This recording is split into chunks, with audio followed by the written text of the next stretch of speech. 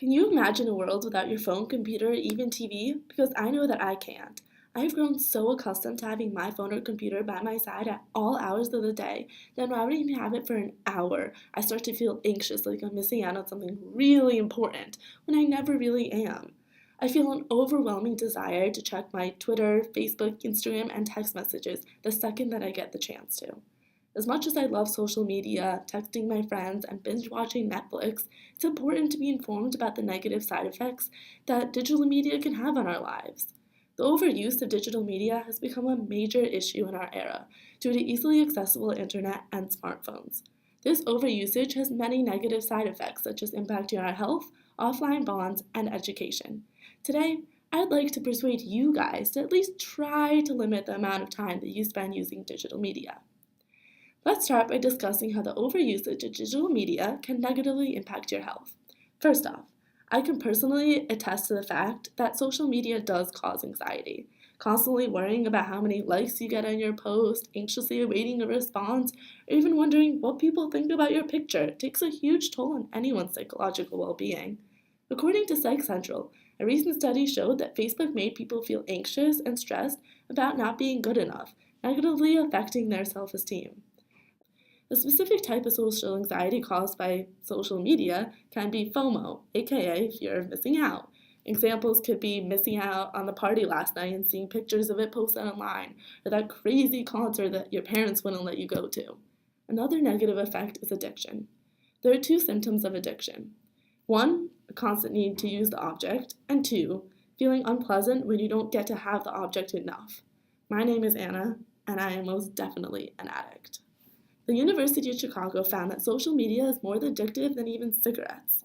According to a 2012 study by the National Institute of Health, internet addiction disorder ruins lives by causing neurological complications, psychological disturbances, and social problems.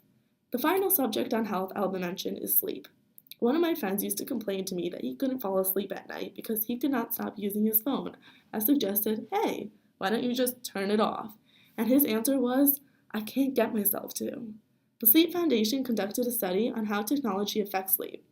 They found that 39% of Americans bring their phones into bed and that 61% use computers an hour before going to bed. They found that the light from the screens actually tricks our body into thinking it's earlier in the day. Therefore, the people who took the study are the ones that said that they didn't actually have a good night's sleep. Not only is our health at risk, but so is our ability to communicate with others outside of the digital world. Media is replacing our offline bonds and altering our social and family interactions. Sadly, 1 in 4 people spends more time socializing online than they do in person. I remember when I was younger and family dinner actually used to be family dinner and not dinner with our phones and family just passing the salt. It's really sad that it used to be a time when my parents and I would talk about their long day at work, and I would show them the masterpiece I made at school, which would usually just be a piece of paper with scribbles on it. We would actually talk about our days, and we would look at each other and not our texts, work emails, or the blaring TV. Here's an alarming fact. According to Tim Williamson, a group of children ages 4 to 6 were asked whether they'd want to watch TV or hang out with their dads. And guess what? Dear old dad lost out. According to an AC Nielsen report, 54% of kids prefer to spend time with the TV. Finally, the overusage of digital media, more specifically cell phones, causes distractions when it comes to focusing on schoolwork and paying attention in class. Students rely on easily accessible information to provide answers. They attempt to multitask while doing their schoolwork, and they are used to autocorrecting their spelling mistakes. As a college student, I can understand how difficult it is to pay attention in a long, boring lecture and not stare at my phone the entire time. But after doing some research on the subject, I was shocked to find out how much of an impact scrolling through pictures during a lecture can actually have on my grade.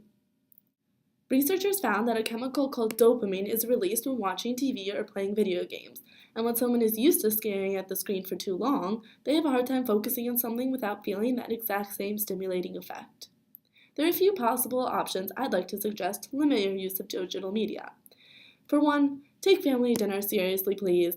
You will never want to regret spending more time on your phone than spending time with your loved ones.